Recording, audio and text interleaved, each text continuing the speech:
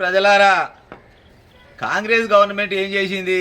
నిన్నవన్న తీసుకున్న ప్రజాపాలననో లేకపోతే కులగణన సర్వేలనో అది ఇల్లు లేని ఇల్లు పెట్టుకోరి, లేకపోతే రేషన్ కార్డు లేని వాళ్ళు రేషన్ కార్డు పెట్టుకోరి, లేకపోతే పింఛన్ వాళ్ళు పింఛన్ పెట్టుకోరి అని చెప్పారు.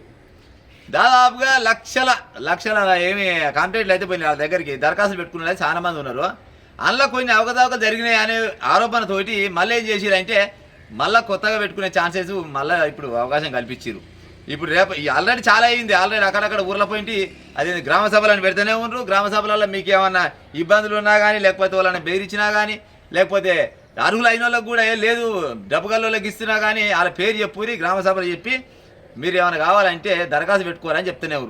కానీ అక్కడక్కడ కొన్ని ఊర్లలో ఏం చేస్తారంటే మింగుడు వాళ్ళు ఉంటారు కదా, ఇక మరి గత ప్రభుత్వం వలన లేకపోతే ప్రభుత్వం మీద వ్యతిరేకదారులు వాళ్ళని ఉంటే చిన్న ఉసిగొల్పి ఇది పంచాయతీ పెట్టు ఆ పంచాయతీ పెట్టు అంటున్నట.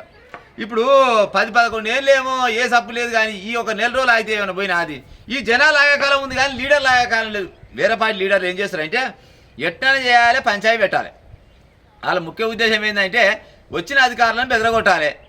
అధికారులను బెదరగొడితే ఇక ఏమంటే గ్రామ సభ వాయిదా పడే తర్వాత చూసుకుందామంటారు. ఉత్తపుణ్యానికి జనాలను పెట్టే మనవేగిరి సారథం లీడర్లు కొంతమంది ఉంటారు కదా, మీ సారథాల కోసం ఆడ కూర్చునే జనాలని బెదరగొట్టి లేని క్వశ్చన్లు అన్నీ అడిగి వాళ్ళు ఎట్టబడి వెళ్ళిపోతారు. ఇటుకి వెళ్ళి ఈ ప్రభుత్వం మీద ఎట్టా ఇబ్బంది ఒత్తిడి తేవాలనే ఆలోచనతోటి పేద ప్రజలతోటి అయితే ఆడుకునే ఉపాయం చేయకూరి. ఎందుకంటే ఇప్పుడు క్లియర్గా చెప్పారు, మీకు ఏమైనా డౌట్ ఉంటే మళ్ళా అప్లై చేసుకోరి. అప్లై చేసుకుంటే అందులో ఏమన్నా గట్టినే పింఛన్ రానులు ఉన్నా కానీ, లేకపోతే ఇల్లు రానులు ఉన్నా కానీ, లేకపోతే ఇంకేమన్నా గట్టినే ఉంటాయి కదా, వాళ్ళకి సంబంధించినవి మళ్ళీ అప్లై చేసుకోరని వాళ్ళు చెప్తుంటే మీరు గడుకు ఊర్లో పోయింది దానికి ఆడోడు ఈడోడు మోపైరు మంచిగా గడుకు ఏది ఆఫీసర్ రాగానే చిన్న పంచాయతీ పెడుతున్నా పంచాయతీ రాగానే అనగానే కథం గ్రామ సభ వాయిదా పడిపోతున్నారు. అసలు ముచ్చట చేయకుండా జర ప్రజలకు ఉపయోగపడేది చేయరు. మీరు ఏమన్నా చేసేది ఉంటే రేపు సర్పంచ్ ఎలక్షన్లు ఉన్నాయి కదా, మీరు అందులో ఏమన్నా తిరిగల్లో అయితే గన్లు ఏమైనా చేసుకోవాలి. కానీ ఉత్తపుణ్యానికి పేదల నోట మనుభవ ఎగురి ఊళ్ళో జనాలు అయితే తూతూ అంటారు. ఎందుకంటే వాళ్ళు ఏదో ముచ్చట చెప్పుకుందామని ఆలోచిస్తే